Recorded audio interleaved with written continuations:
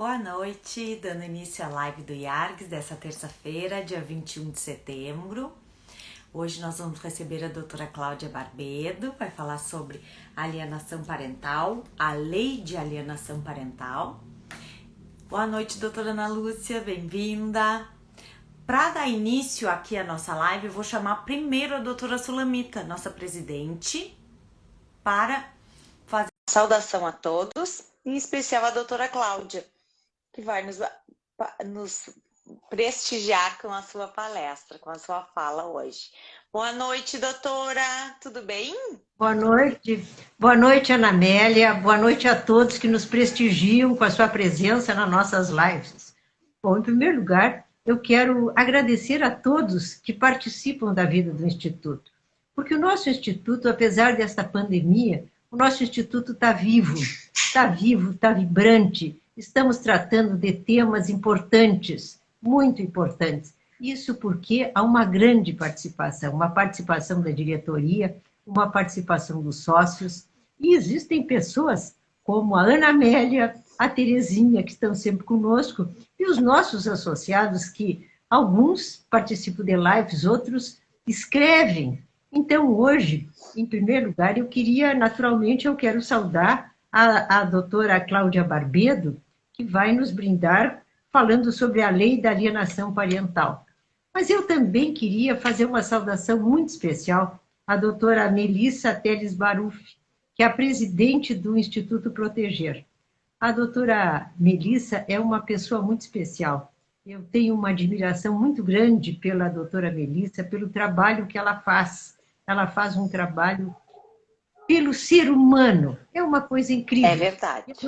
A doutora Melissa, ela esteve doente, mas graças às orações dos amigos, ela parece que está muito bem, o que nos deixa muito felizes. E hoje a doutora Melissa escreveu um artigo muito interessante sobre, não sei se lê, sobre Setembro Amarelo. Então ela chama atenção como é importante a prevenção ao suicídio. E como todos nós temos obrigação de estender a mão e de prestar atenção para certos sinais que principalmente os adolescentes dão. Então, ela nos conscientiza sobre isso. Então, eu achei muito importante esse artigo da doutora Melissa, queria saudá-la por isso e queria também cumprimentar a todos os que estão aqui, porque é uma alegria, cada vez que a gente vê uma live, a gente vê, olha, mas que coisa boa, eu agora não consigo ler os que estão presentes, mas que bom que ele está, que bom que ela está. E é isso que nos anima, não é, Ana Amélia? Claro, é isso que nos anima, exatamente. E, inclusive, além de toda esta nossa programação, eu só queria falar rapidamente, depois, sobre um curso online muito interessante sobre processo administrativo tributário. Esse curso está sendo organizado pela doutora Alice Greck e pelo doutor Roberto Marrone Neto. E ele vai acontecer no mês de outubro. Então, Sim. As inscrições estão abertas. E bom, como eu sou advogada tributarista e fui professora, eu achei muito importante esse curso, Processo Administrativo Tributário. Então, é isso aí. Agradeço de novo a presença de todos, saúdo a doutora Cláudia, a doutora Ana Amélia, e me despeço aqui para ouvir a importante palestra da doutora Cláudia. Bom, obrigado, então, e até a próxima. Tá? Vou lhe retirar da live e vou colocar então a doutora Cláudia. Hoje eu ficarei ouvindo. Eu ficarei ouvindo, mas eu quero dar espaço aqui para a nossa palestrante. Era antes, quando não podiam mais de 2 pessoas na live, né, doutora Sulamita? Fizemos assim, como antigamente, há 2 meses atrás. Bom, muito obrigada pela sua participação. Prazer imenso te ver, mesmo que aqui online. Muitas saudades e rogando que logo possamos assim nos ver ao vivo, nos abraçar. Uma boa noite a todos. Vou então tirar a doutora Sulamita e chamar a doutora Cláudia. Tchau, doutora. Vamos aqui. Tchau. Remover a doutora Sulamita e adicionar a doutora Cláudia. Vamos chamá-la aqui. Então, já enviei a solicitação à doutora Cláudia para ela participar da live. Boa noite, tudo bem, doutora Cláudia? Muito bem-vinda. Após ouvirmos as palavras da doutora Sulamita. já de pronto te passo a palavra e depois só peço para poder ler o teu currículo. Boa noite, Ana Amélia. É um prazer estar aqui, né, essa noite para poder conversar um pouquinho sobre alienação parental. Agradeço imensamente o convite do IARGS, né, do Instituto dos Advogados do Rio Grande do Sul. Quero agradecer também a Melissa Baruffi, né, porque estou aqui representando também o Instituto Proteger como conselheira consultiva do Instituto, alguém que eu amo muito.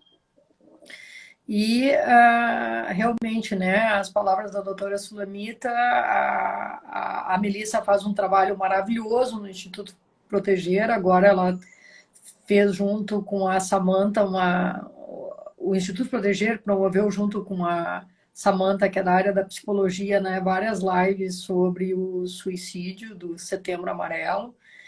Enfim, né, é uma instituição minha do coração e é com uma grandiosidade imensa que eu estou aqui representando o Instituto Proteger nessa fala sobre alienação parental. Maravilhoso. Bom, a doutora Cláudia Barbedo, então, ela é advogada, capacitada em práticas colaborativas, certificada pelo Theory and Tools of the Harvard Negotiation Project, espero que meu inglês seja um pouquinho entendível por todo mundo, professora universitária de pós-graduação e conselheira consultiva do Instituto Proteger, como ela mesma já colocou aqui para a gente. Doutora Cláudia, então vamos falar sobre a lei da alienação parental. Eu, particularmente, entendo esse um assunto triste. Para mim, a palavra que define isso é tristeza, é uma coisa muito difícil e que deve ser, eu não sei se eu vou me expressar corretamente, mas acho que é uma coisa que deve ser combatida, ou pelo menos debatida por todos nós, por toda a sociedade, para que não ocorra e não prejudique o crescimento das nossas crianças. Por aí o caminho, doutora Cláudia? Agora sim, passo a palavra. A doutora Melissa entrando aqui conosco. Bem-vinda, doutora Melissa. A Melissa entrou tardiamente, né? Porque eu já fiz a declaração, como sempre faço, de público, que a amo muito, né? Mas tem outras pessoas também do coração. O Ivar, a Michelle. Para deixar, só vou lhe interromper um minutinho, já deixo registrado que essa live vai estar disponível amanhã já no canal do YouTube do IARGS e também aqui no Instagram ela fica gravada, então ela pode assistir ao início as falas de vocês. Que querida. Tem muitas pessoas aí, muitos conhecidos, né? Nossos ouvintes, que é um prazer poder falar. E eu não sei se nas lives eles fazem as perguntas também, como é que Sim, é? Quem quiser fazer alguma pergunta, algum comentário, só escrever que eu vou lendo. O que eu não consegui, a Terezinha está me dando um auxílio, então já peço licença se eu me virar assim pro lado, é porque eu estou olhando o computador, que ela vai me mandando ali pelo ar. Não é assim desrespeito à nossa palestrante. E o que me faltar, a Terezinha me ajuda. E tu também, doutora Cláudia, por favor, o que leres, se quiser falar alguma coisa de algum comentário, pode falar também, fica bem à vontade. Bom, qual é uma pauta do dia sobre alienação parental? É uma ação direta de inconstitucionalidade que tramita no Supremo Tribunal Federal, pedindo a revogação da lei de alienação parental. Né? Tem tantas coisas que falam sobre a revogação, mas uma delas que é bastante falada é a respeito de que a proteção, né, daquele que estaria respondendo uma ação de alienação, né, que seria mais uma vítima, não só os filhos, mas aquele que estaria sendo alienado, que estaria sendo retirado da convivência familiar. Na verdade, a lei ela acabaria protegendo essa pessoa que muitas vezes seria o abusador, né? Um abusador de crianças, né? Um abusador sexual de crianças. Fora isso, também tem as questões em relação atuação da equipe interprofissional, né? Uma série de coisas. A lei de alienação parental, ela é uma lei, e é importante a gente conhecer, né, Ana Amélia e Terezinha Tarciano, um pouquinho da história da lei. Né? A lei de alienação parental, ela foi promulgada em 2010, né? A lei É recente ainda, né? 2.318. Por um dado histórico, ela é recente, mas, na verdade, antes da edição da lei, já haviam casos que estavam se identificando que não se tinha, do outro lado, um pai abusador ou uma mãe abusadora, né? Mas sim atos que eram produzidos com um único intuito, de afastar um dos genitores do convívio daquela criança, né?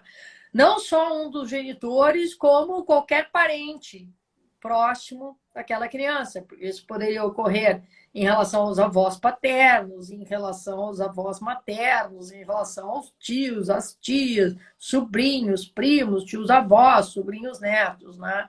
Enfim. E o judiciário começou a, de forma cautelosa, né, com seu poder de cautela, começou a estudar, se debruçar sobre esses casos, né?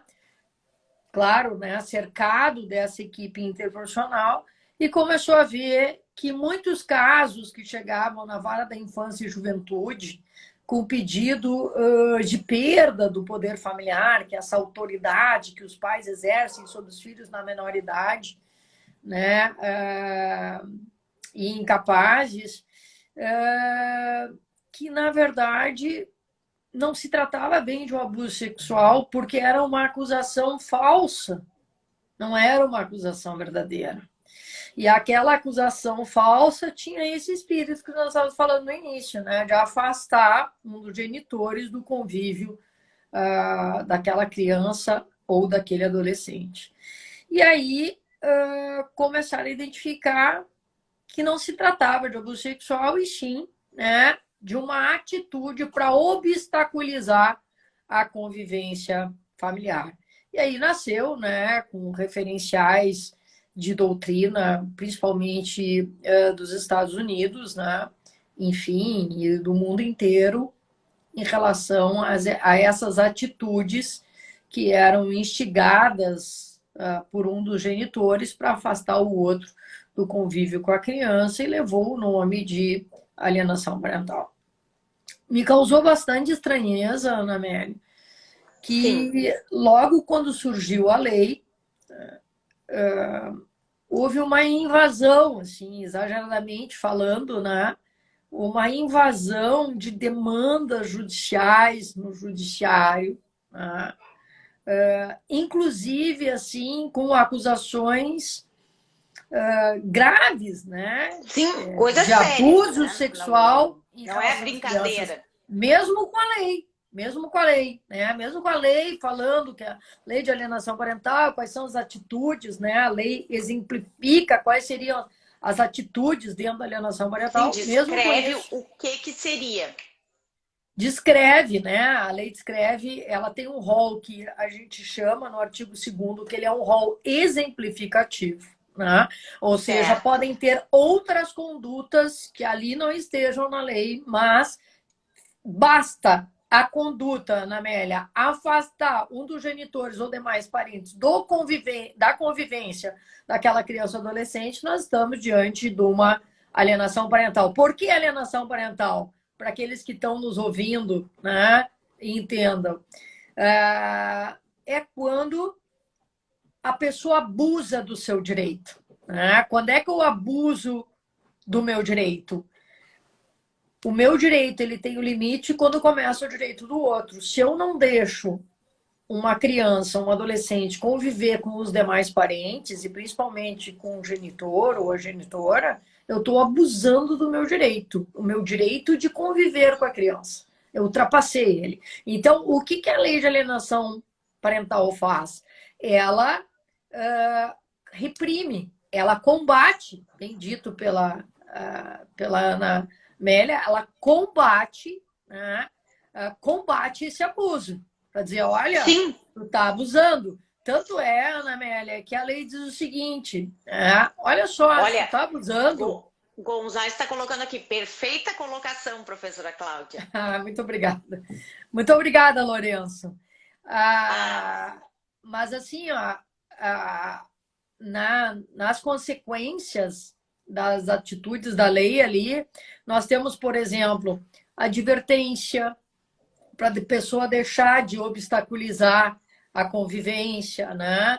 Se não tiver advertência, a gente pode optar pela pena de multa, né? E repara, Ana Amélia, não é uma pena de multa que o judiciário vai impor uma multa e essa multa vem para o bolso daquele que está alegando, né, o direito. Sim. Digamos que seja um pai, né, que esteja pedindo a declaração da alienação parental em relação a atitudes da mãe que está afastando o filho do convívio dele, né?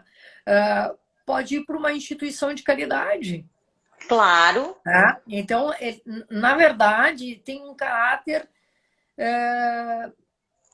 educador, né? Educacional. Educador, sim, é para aquela parte, não é para dar lucro, né, para quem entrou com a ação.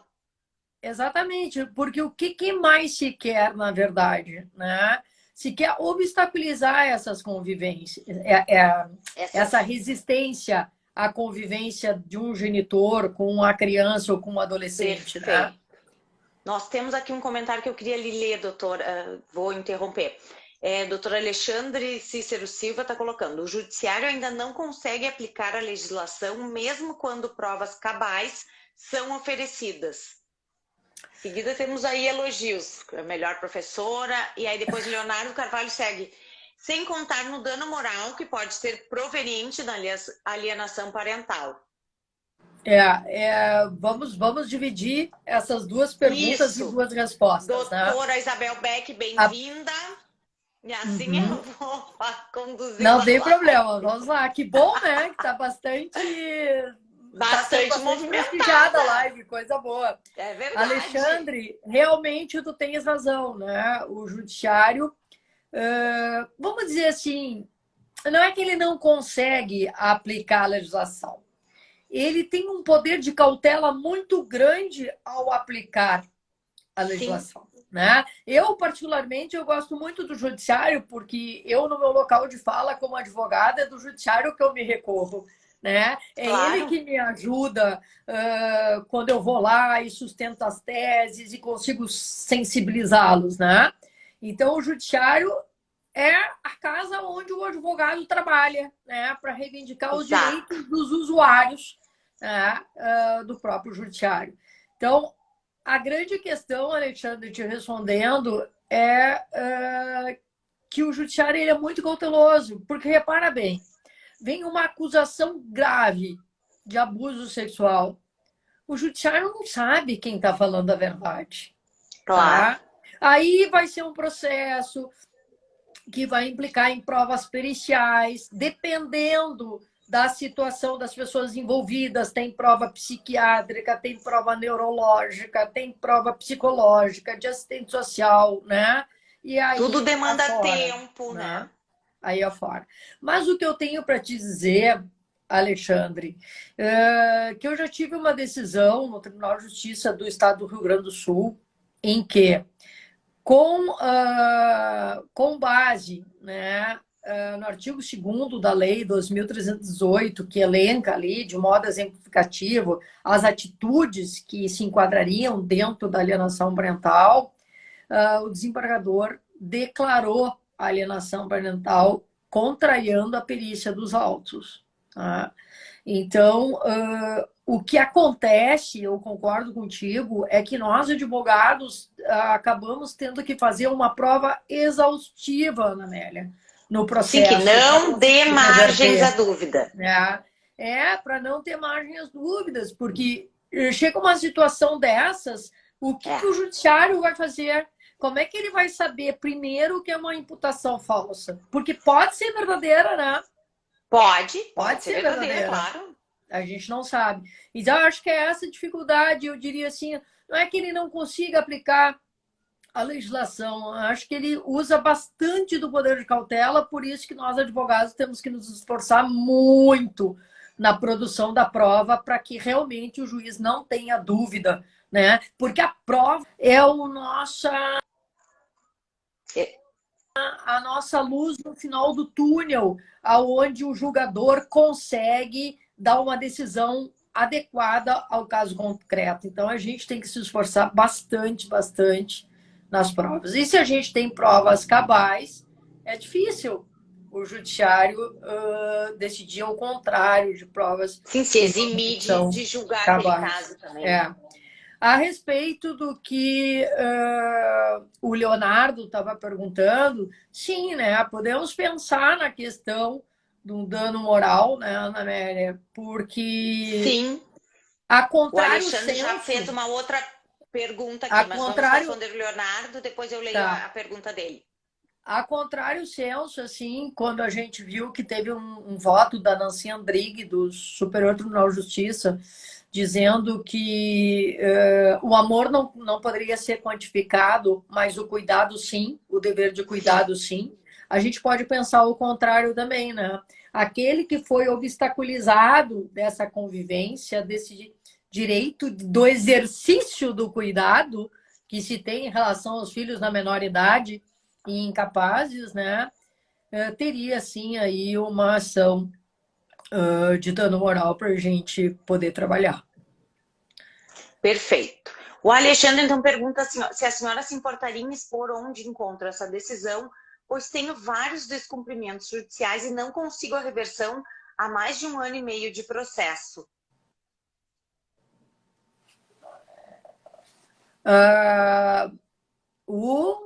Qual foi o que perguntou? O Alexandre, que era a primeira pergunta o Alexandre. que a senhora estava respondendo. Alexandre, isso, depois eu posso deixar o meu contato e aí tu pode mandar um WhatsApp que eu te mando a decisão. É bem inovadora essa decisão. Foi uma das primeiras decisões, eu posso te dizer qual desembargador, é o Luiz Felipe Brasil Santos, né? Então, eu não tenho na cabeça o acórdão decorado, mas eu te deixo aí o meu contato. Posso passar meu contato, Ana Amélia? Pode passar, doutora, se tu quiser passar, senão também é da ideia que ele pode nos mandar uma mensagem para o Instagram então do Yargues. manda uma mensagem para vocês. Assim, né? Manda uma mensagem para vocês, então, Ana Amélia. Manda uma mensagem inbox ali pro Instagram do Yargues que a doutora nos passa e a gente te envia a decisão. Pode ser assim? Acho que fica melhor, ótimo, né, doutora? Ótimo.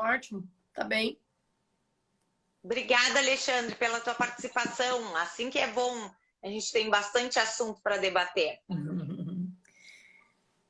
Estou olhando aqui a Ana Carla, saudades das melhores aulas com a professora Cláudia Marquerida. Tem bastante aluno aí. Tem bastante aluno, exatamente, ó. Professora Cláudia Barbeiro foi a melhor professora que tive na graduação, o Ivar Neto, a Ana Carla, colocou saudades das melhores aulas, o Daltro Júnior batendo palmas, melhor professora de família que existe, por aí nós vamos. Olha, o Alexandre que chama assim, tá, Alexandre? Estamos te aguardando então, combinado.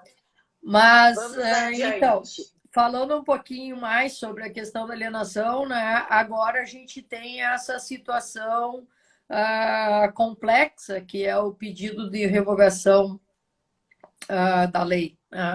Uma outra doutora, coisa... eu vou te interromper de novo, desculpa, mas eu não consigo, vou ter que falar isso. Revogação igual retrocesso? Para mim são coisas diferentes, né? O que eles dizem é que a revogação da lei seria um retrocesso. O retrocesso eu entendo como uma consequência da revogação. Porque no momento que a gente tem alguns direitos assegurados, né, esses direitos serem ceifados da gente é um retrocesso, né? Quando a gente galga, quando a gente chega a um patamar e a gente tem que regredir, voltar à estaca zero, seria um retrocesso. Então, na verdade, se utiliza a palavra retrocesso em função da revogação, né? Porque seria um voltar atrás, né, Sim, a uma perda de consequência da direitos. revogação. Mas seria a consequência, exatamente isso, a Sim, produção de efeitos da revogação da lei, né? perfeito. Eu fico bastante preocupada, inclusive o Instituto Proteger, até fui eu a pessoa responsável, né, por fazer a fundamentação do pedido de atuar como amigo da corte, né, amicus Sim, curiae, no Supremo Tribunal Federal, em função da história do Instituto Proteger, de ter feito o primeiro debate no Rio Grande do Sul sobre a lei de alienação parental, o primeiro evento em nível internacional, o Instituto Proteger também, né? Eu não sei se tu tens conhecimento disso, Ana Amélia, foi o responsável, né,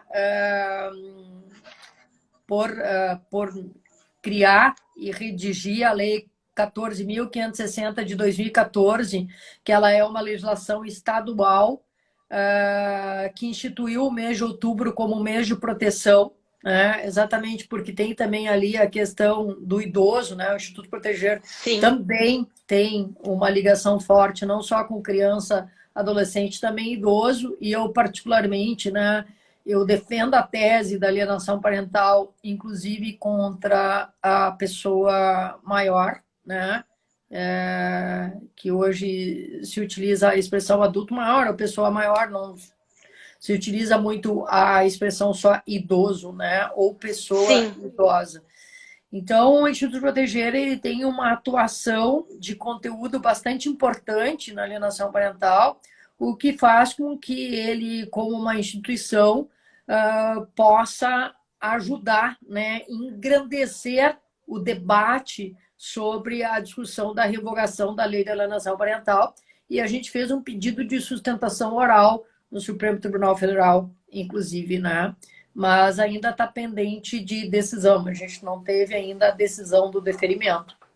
Mas, enfim, né, perfeito. para saber o quanto o Instituto Proteger é atuante, né, e se Muito preocupa atuante. com essa questão da revogação da lei.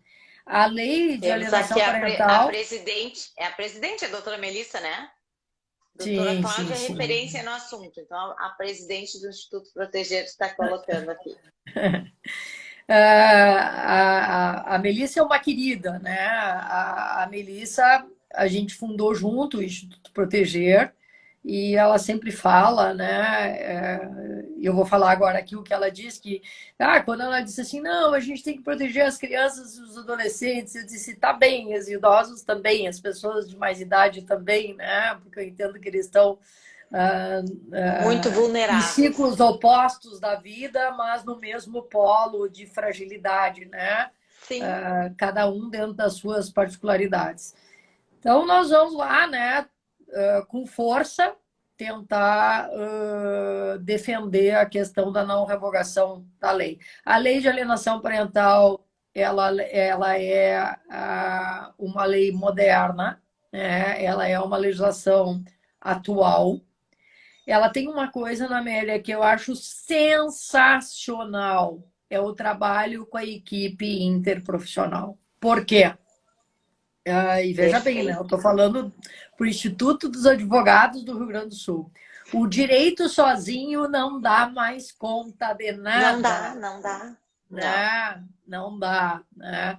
Isso quando o Albert Einstein veio com a teoria da relatividade, né? Todas as certezas tornaram-se relativas. Então, assim, ó, o direito, metodologicamente, ele não consegue mais dar conta. Então, a Não resolve aquele metodologia, problema sozinho. não.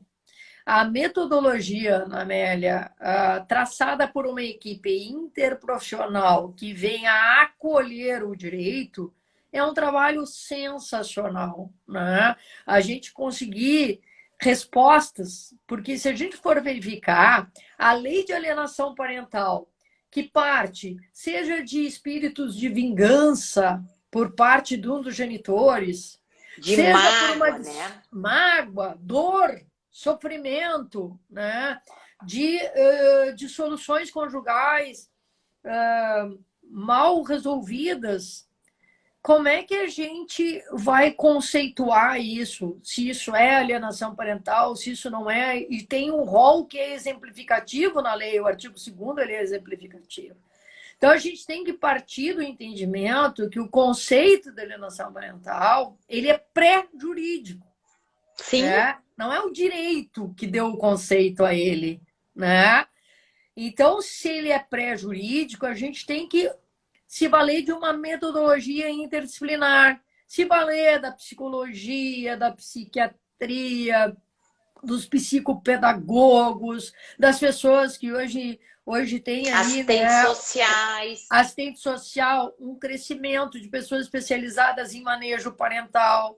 Essas pessoas que nos ajudam Sim. a conceituar essas atitudes para entender, né, que atitudes são essas, né? Nós Aonde temos aqui que está uma o abuso do pergunta. direito? Eu vou ler para o nosso doutor Guido Cardoso Anicet. Está dizendo que a doutora Cláudia é a melhor advogada de família, mas eu acho que essa pergunta tem que ser respondida um pouquinho depois, nós vamos ver. Pergunto, e o contrário da alienação? Quando um dos pais, não sei, agora deu uma trancadinha aqui para minha live. Terezinha, socorro. Doutora Cláudia está aqui trancadinha para mim. Pessoal, aí me deu uma luz que seguem assistindo. Oi, doutora Liane, entrou na live. Me digam se seguem me assistindo. Olha, a doutora caiu. Então, acho que não sou eu que estou com problema. Só me confirmem se estão conseguindo me assistir, por favor. Senão eu vou ter que recomeçar a live. Trancou, né, Terezinha? Oi, a doutora voltou. Vamos chamá-la então de novo. Isso, travou a Claudinha, caiu. Vamos chamar a doutora Cláudia, com certeza. Vamos ver. Aqui. Já enviei uma solicitação. Obrigada, Isolda. Tá certo. Caiu. Caiu, sim. Eu comecei a ler a pergunta e ficou Não. assim, só girando. Sabe o que aconteceu? Eu fui mexer aqui, na verdade, no celular para olhar a pergunta do Guido que tu estavas lendo. Isso. E aí eu devo ter mexido em alguma coisa aqui e parou. É que a gente não sabe. Esse é um medo que eu tenho também, mas eu não tenho o que fazer. Eu vou mexer aqui, vamos vai ver rolar, vai rolar. Aqui. Às vezes eu toco e troca a tela para vir assim para o outro lado e aparece uma coisa feia que não tem nada a ver. Não é o cenário correto. Bom, então o doutor aqui está perguntando. E o contrário da alienação? Quando um dos pais, mesmo tendo guarda compartilhada, se afasta e não cumpre o cuidado ao filho, vendo-se mudando-se, acho que é mudando-se de cidade, de estado, alguma. Deve ser isso, porque aí falta o complemento. Então ele quer saber o contrário da alienação, né? Quando um dos pais abandona aquele filho. Uhum. Essa pergunta do Guido é bastante interessante, né, Ana Amélia? Porque se esse caso do afastamento do outro genitor é por culpa exclusiva dele, ou seja, não tem nenhuma conduta daquele que está em companhia do filho de obstaculizar ou de dificultar o acesso, né? Então, nós não estamos na alienação parental, ele tem razão, aí nós estamos diante de um abandono mesmo, né? E isso, por mais triste que possa ser, né, Ana Amélia, são casos que existem. Né? Muitos, né? Antigamente, né, Guido, a gente tinha muito mais os pais que abandonavam os filhos e as mães que ficavam mais com as crianças. Mas hoje em dia, nós também temos casos de mães que abandonam filhos, né? Antigamente, né, Ana, era muito comum ter uma certidão de nascimento só com o nome da mãe e o pai muitas vezes não se conhecia. mas, né, com o passar do tempo, a gente também tem algumas certidões de nascimento Sem onde mãe. só consta o nome do pai e não consta o nome da mãe. Eu poderia dizer assim, mas como isso? Eu digo, bom, a mãe some, né? Tem gente que foge do hospital e deixa a É criança lá verdade. sozinha. Então, a gente também tem esses casos, né? Aí, se tu tá diante do abandono... Ah, mas como é que eu sei que o outro abandonou e não é alienação parental? Quando o afastamento do outro genitor não é ocasionado por nenhuma atitude daquele que está em companhia do filho. Então, ele arca com a responsabilidade exclusiva. A culpa é exclusiva dele pelo que está ocorrendo, ou seja, a situação de abandono. Sim, por não procurar aquele filho, né? Ele não está procurando em Exatamente, né? razão de algo que está sofrendo, mas sim por uma vontade É, própria, digamos assim. eu acho que tem uma coisa hoje em dia que é uma palavra difícil e o conteúdo da palavra eu diria que é mais difícil ainda. Chama-se responsabilidade. Só que a gente aprende, né? A gente lida, como tu mesma leste o meu currículo ali, eu gosto muito de práticas colaborativas, de negociação, né? Muita negociação. E a gente trabalha muito essa expressão, que chama-se responsabilidade, né? Porque no Claro. momento que tu te responsabiliza, tu consegue estabelecer confiança. Então, mesmo nessas relações em que o Guido está trazendo, que haja o abandono por uma das partes, se essa outra parte, ao invés de ter abandonado, se responsabilizasse, mesmo pela própria fragilidade da pessoa, entendeu, Ana Amélia? Sim, Porque sim, entendo. eu posso estar no momento de fragilidade meu, que eu não tenho condições de cuidar de mim, não vou ter condições de cuidar do outro. De Mas cuidar de então outro, compartilha exato. isso. Porque se tu compartilha isso com o outro, tu estabelece confiança. Porque se Claro. tu não consegue compartilhar, se tu não consegue te responsabilizar, Isso aí. tu tem quebra de confiança. E aí, na quebra de confiança, tu vai dizer, olha, abandonou, porque o que te Claro. faz pensar o contrário? Mas tem uma outra coisa que a gente aprende que também é muito importante, que é isso que eu estou falando. A gente, principalmente na nação parental, assim, a gente tem que não trabalhar em suposições. A gente tem que Sim, entender a história de procurar vida de entender a cada um, realidade. né? E aí, aquele ouvinte que tava fazendo perguntas, eu acho que era o Alexandre, E o Alexandre, isso, o primeiro o era o Alexandre, Alexandre. né? Saber a história de vida de cada um é bastante importante na produção da prova, né? A Sim, gente tentar encontrar e fuçar na história de vida dele para tirar um pouco a suposição, para a gente canalizar mais a nossa prova, né? Tem um autor que eu gosto muito que ele diz o seguinte: todo mundo que sai na rua vê na rua muitos carros com muitas placas, né? E a gente olha um carro, a gente vê que tem uma placa e que tem uma numeração e que tem uma letra. Mas tu consegue decorar todos os números de placa? impossível. Tu consegue Não consigo. decorar todos os carros da cor cinza que tu viu num dia que tu saiu na Não, rua?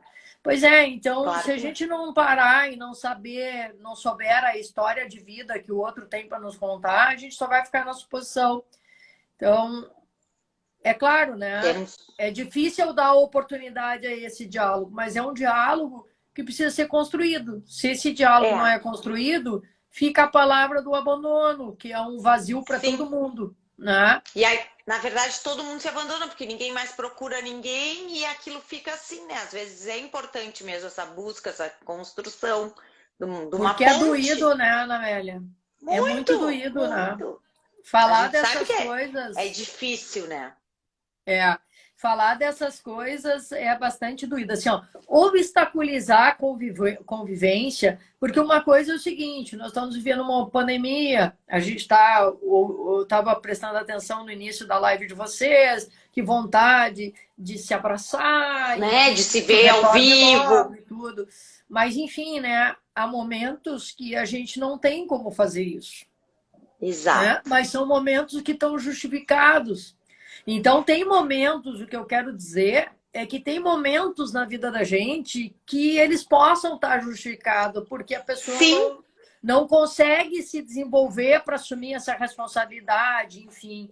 Mas depois. Sim, são problemas que ocorrem. Né? Quando a pessoa está estabelecida e ela tem responsabilidade e ela se sente responsável, ela vai tentar fazer o caminho inverso. Ela vai tentar voltar, vai tentar construir um diálogo, alguma coisa nesse sentido. Né? Sim. Agora também não adianta, né, Ana Amélia, construir pelos outros, né? Pelos intelectuais. Claro. Não, eu falei com todo mundo para falar com ele, para deixar eu ver a criança e não recebi resposta. Não, né?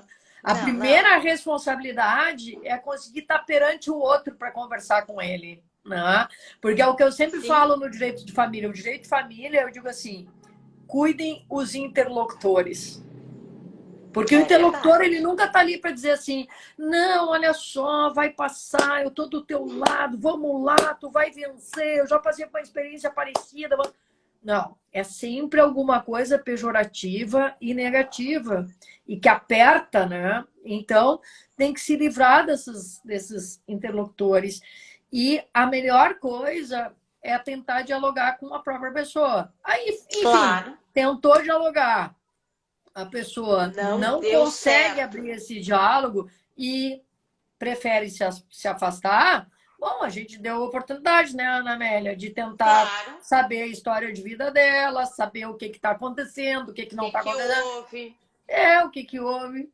Então, a gente não tem o que fazer. Né?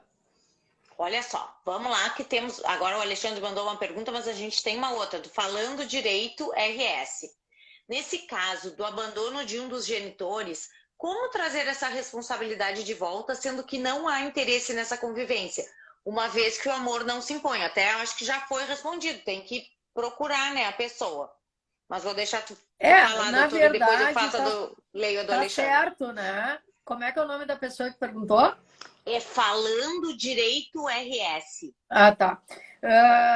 Tens razão, né? Como é que a gente vai fazer isso? Chamando a pessoa à responsabilidade.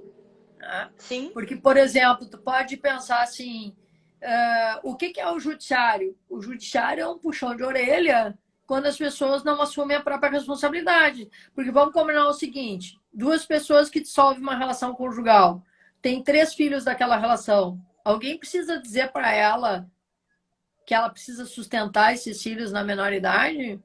Sim, ela já sabe, né? Não, ela já sabe, né? desde quando eles nasceram o quanto isso pesava no bolso. Claro. Né? Então já se tem essa noção de responsabilidade. Então, assim, não foi no diálogo, não conseguiu abrir essa via, né, de comunicação. Bom, então eu posso ter uma via pelo judiciário. Qual é a via do judiciário? Não posso obrigar ninguém a conviver. Não, mas eu posso obrigar alguém a pagar alimentos. Sim. Que é uma forma de ecoar a responsabilidade que tu tens por aquela pessoa. Isso não é fácil, né? A gente deveria ser por aquela pessoa. Exatamente, né? É uma responsabilidade que a gente tem. Então, a gente não pode simplesmente colocar filhos no mundo, porque existe um princípio da paternidade responsável e a gente é responsabilizada por isso. Então, se a gente não consegue abrir a via do diálogo, às vezes a gente tem mecanismos via judicial que vai atentando a essa situação, né? Ou mesmo a questão de conviver. Eu não sou obrigada a conviver, não precisa dar amor, etc. Tal. Sim, mas para quem que não é peso, né? Uma convivência. Sim. Eu gostava muito, e fazer uma referência aqui, ele faleceu esse ano, mas eu sempre li ele muito, que é o Contar do Caligares. Né? O Contar do Caligares diz o seguinte, todo mundo, um dia, às vezes, tem vontade de enganar o filho. Qual é a diferença né, daquele que está administrado e daquele que não está administrado? Aquele que se administra, não pensa, mas não faz. né? Sim, Tem consegue se situações controlar. assim que tu quer voar para o espaço, né? Que tu Que a quer gente ir quer para um outro sumir. lugar, enfim. Mas o que tu vai fazer com os filhos? Tudo não sei, preciso de um tempo para mim. Mas tu é a mãe, tá? Mas eu preciso de um tempo para mim hoje, Preciso entendeu? respirar. Mas qual é a diferença daquele que não se administra? Faz, vai É, embora, some, né? é isso aí. É essa a realidade. Então tem que tentar construir esse caminho. Bom, não construiu com o diálogo, né, Ana Amélia? A gente pode tentar construir através de alguns instrumentos judiciais. Porque Sim, o judiciário, busca outra nas varas de alternativa. família, vai dizer quem os teve, que os Embaixo. embale, né? Sim. Eles falam isso pra gente, não é E os CRI, com essas né? palavras, Isso aí. mas eles dizem isso. Eles É, puxam a a orelha. responsabilidade É. daqueles que têm a responsabilidade, que são os pais, né? Sim, sim. Aí, complementando, então, o Alexandre coloca assim: com relação ao abandono, hoje entendo que alguns pais acabam por de fato abandonar seus filhos em detrimento ao grau de dificuldade em conseguir êxito em conviver com seus filhos. Mas cada caso é um caso. O Guido está agradecendo, muito obrigada, doutora Cláudia. Tá, acho que é isso aí. Então, o Alexandre coloca isso, que o abandono às vezes acontece pelo grau de dificuldade em conseguir êxito em conviver com os filhos. Mas aí, Alexandre, olha Aí não só. sei se é um abandono, pois é. Não, olha só. Nós aqui, nós estamos falando no Instituto dos Advogados do Rio Grande do Sul. E eu estou falando em nome do Instituto Proteger e do meu local de fala como advogado. A gente tem a obrigação, nós como profissionais, como operadores do direito, a obrigação de estimular os nossos clientes a nunca abandonarem. Nunca abandonar. E aí pode me dizer assim, pá, mas e aí num processo super difícil que chega uma época Sim. que a pessoa está cansada, porque muitas vezes o cliente chega para a gente e diz assim, eu não aguento mais. E eu digo para eles a única coisa que é o seguinte, não desiste, sabe por quê? Porque o teu filho sempre vai se lembrar disso. É verdade. E ele se Marca lembrando pra disso, sempre. ele vai ter essa força dentro dele, inclusive para conseguir sair dessa alienação. E isso Sim.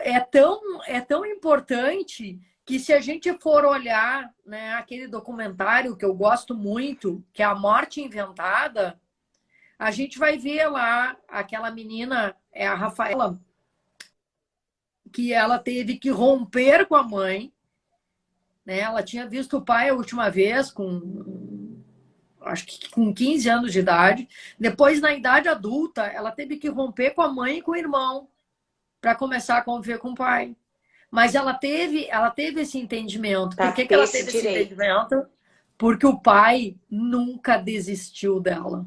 Ah, mas como é que nunca Sim. desistiu se a mãe não deixava ele ver os filhos? Mas ele sempre com demanda judicial, sempre atrás, sempre querendo provar o direito dele. Sempre Ele não tentando, desistiu. sempre tentando. E eu diria mais, né? Os filhos absorvem essas atitudes dos pais como se fossem esponjas. Pode ter certeza que eles sabem. Então, isso acaba fortificando eles, para eles conseguirem sair desse quadro. Ajuda eles. Ajuda eles até, depois de um processo terminado, que a gente pensa que possa ter produção de resultado nenhuma, né? Um filho desses consiga estar empoderado, no bom sentido, de fortalecido, para pegar o telefone e ligar para o pai e para a mãe e dizer assim, eu tô louco de saudade tua, vem cá me ver. Sim. De conseguir procurar aquele pai. Exatamente. Então, assim, ó, não desiste. Por mais duro que seja, quando um cliente, eu advogo muito para homens lá no escritório, quando um cliente vem me procurar, eu digo para ele, tu vai ter uma fase que tu vai ficar de mal comigo, tu vai me achar uma péssima profissional, tá? Mas eu posso ficar sem ver meus filhos? Pode. Mas tu não vai deixar, eu vou tentar fazer o possível, mas pode acontecer. Porque nós temos um outro problema, né? Que é essa dificuldade que o Alexandre traz da questão das provas cabais. A alienação parental, ela tem, Ana Amélia, uma conduta continuada. Então a pessoa não cessa. Não é assim, ó, Não. abuso sexual e foi lá no ano tal. Não, ela continua. Sim, uma Ela vez, continua atualizando, dizendo assim, não, mas olha só, agora a criança apareceu com roxo. Agora a criança apareceu com outra coisa. E assim vai foi na casa sempre do pai, aumentando, voltou. sempre atualizando. Sempre atualizando. Né? Então, no processo dessa envergadura, a gente não discute o fato ocorrido, porque ele está sempre ocorrendo. Sempre ocorrendo. Claro. Né? E aquele que está respondendo à ação, ele se sente o tempo inteiro vigiado. O tempo inteiro vigiado. Né? Independente de ter convivência assistida, que isso é o menor dos casos, né? Sim. Mas vigiado no sentido que qualquer coisa que ele faça ou que ele fale para o filho, olha, filho, eu tô com vontade de te ver no Dia das Crianças, o pai quer te dar um presente. Não, quer te dar um presente para te abusar de novo. Então já, Sim. Sabe? Então, assim, aquele presente tem a produção da prova. Intuito. Mas assim, ó, o que tem me demonstrado, sabe, Ana Amélia? Que essa luta dos pais ou das mães, daqueles que estão, né, sendo obstaculizada a convivência com os filhos, se essa luta é intensa, os filhos não esquecem disso. E eles conseguem rever essa situação. Agora, não preciso te dizer, né, que aqueles pais que desistem no curso da demanda, aí sim. Aí eles são penalizados depois. Aí, não é que eles desistem, aí os próprios filhos entendem, né? Pô, se desistiram de mim, desistiu de o que eu vou pensar? Mas desistiu. E se vocês forem ver, porque esse documentário é maravilhoso, né? A Morte Inventada. Esse link que a doutora Melissa colocou aqui do YouTube é o do documentário? Será que é isso? Olha, provavelmente, porque ela é uma fanzoca do documentário também. Confirma pra gente, por favor, doutora Melissa. Ela colocou um link, não sei se será isso. Vamos continuar aí. Ela escreve aqui pra gente se é o link do documentário. Por favor, doutora Melissa. A Olga, minha colega do IBDFAN lá, tá assistindo. A Fernanda Barbosa, que é uma querida, que já foi minha coordenadora na graduação. Me ajuda, doutora, porque eu não conheço todo mundo, né? Aí, às vezes, eu não falo todo mundo que tá entrando. Um monte de gente. Até porque também não dá, né? Ficar feio, ficar dizendo fulano. Olha, a doutora Melissa tá colocando aqui, ó, parabéns pela live. Mas, enfim. Yargues, por abrir o espaço para os temas da proteção. Tá, mas nós queremos saber se é o link do documentário, doutora Melissa.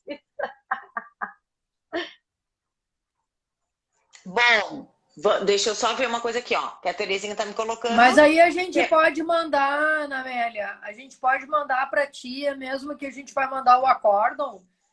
Sim, aí a gente manda para vocês disponibilizarem. Ele deixa disponível no canal do Yargues, a gente coloca mas o link eu só queria dizer, terminar a fala da Isso, Rafaela. exato, que já temos assim 6 minutinhos mais ou menos. Passou muito rápido, né? Passou muito rápido. Olha só, a fala da Rafaela, ela diz o seguinte, perguntam para ela, né, e ela chorando, ela diz assim, pergunta para ela, o que tu diria para fazer, né? Como é que tu combateria isso? O que tu diria para as pessoas que passam por isso?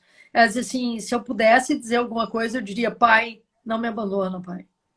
Mesmo quando tu ia me buscar e a gente estava ainda convivendo, que eu ia com aquela cara de braba para sair contigo, porque eu não podia demonstrar para a mãe que eu estava bem ou que eu estava feliz, ou eu tinha que chegar em casa dizendo que estava tudo ruim, porque eu não podia dizer que tinha sido um programa super legal. Não desiste, pai. Nunca desiste. Não desiste de mim.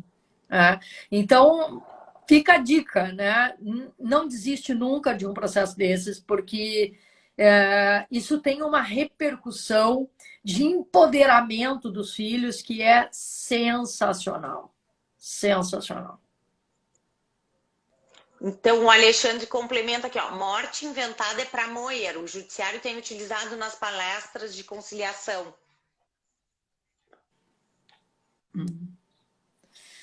Na verdade, ele é um documentário. Sim. Ele é o doutor Marco Aurélio, nos prestigiando aí. Isso, doutor Marco Aurélio, bem-vindo, sempre nos prestigiando. O Guido está colocando que é emocionante. O documentário ele é muito rico. Na verdade, eu não me canso de assistir ele, né? Cada vez que eu assisto, mais coisas a gente vai se deparando e fazendo tantas reflexões. Muito bom. Ele é um documentário que ele já tem alguns anos, mas ele é um clássico, eu diria, né? Porque ele está sempre atualizado. É maravilhoso. Vale a pena assistir. Perfeito. Assistiremos. Eu não assisti ainda, vou assistir então. Convidamos a todo mundo para assistir. Bom, nós estamos já bem pertinho do final. Eu vou fazer o convite para todo mundo que está nos assistindo para a próxima live de quinta-feira, dia 23, que vai ser com o Dr. Cristiano Colombo. Ele vai falar sobre a inteligência artificial e a centralidade do ser humano. Então, todos convidados, próxima quinta, às 20 horas também. Como a doutora Sulamita já falou no início, convidamos a todos para participarem do curso de processo de direito administrativo tributário, da doutora Alice Greck. Vai ser agora no mês de outubro. O artigo, né, da doutora Melissa Teles Baruf e da doutora Samantha Sá, sobre o Setembro Amarelo, proteção pela vida. E agora, então, deixa a doutora... peraí, faltou. Nós já tem que dizer as redes sociais, doutora Cláudia, para ver que o IARGS está moderno e está em tudo. Então, nós já estamos com 751 inscritos no YouTube, 540 no Twitter, 3.245 no Facebook e 3.037 no Instagram. Já estamos quase passando o Face. Assim que o IARG está com bastante alcance nas redes sociais, é um trabalho feito diariamente pela Terezinha, pela doutora Sulamita e toda a diretoria, para que o Instituto fique cada vez mais vivo e contribuindo para a disseminação do saber jurídico. Doutora, por favor, então vamos finalizar a palestra de hoje. Eu queria agradecer, Ana Amélia, pelo convite, agradecer por todos aqueles que estão nos assistindo, que puderam fazer as perguntas. Passou muito rápido, né? É verdade. Esse é um assunto que nos desassossega bastante. Eu só tenho a agradecer. Fiquem com o meu abraço afetuoso e podem contar comigo para outras participações. Um grande abraço para todos vocês. Exatamente o que eu ia falar. Já está convidadíssima para uma próxima live ou algum artigo ou vídeo palestra. Que a senhora escolher. Está super bem-vinda. Muito obrigada. Agradecemos a presença de todos, a participação da doutora Cláudia. Desejamos uma boa noite e até a próxima quinta, então, com a mediação da Terezinha. Vai ser a próxima live. Todos dando parabéns, parabéns pela live maravilhosa, importante. Um grande beijo, o Ivar está mandando. E assim eu me despeço também, com um grande beijo para todos. Um abraço, doutora Cláudia, um prazer falar contigo. Maravilhoso. Abraço. Tchau. Abraço.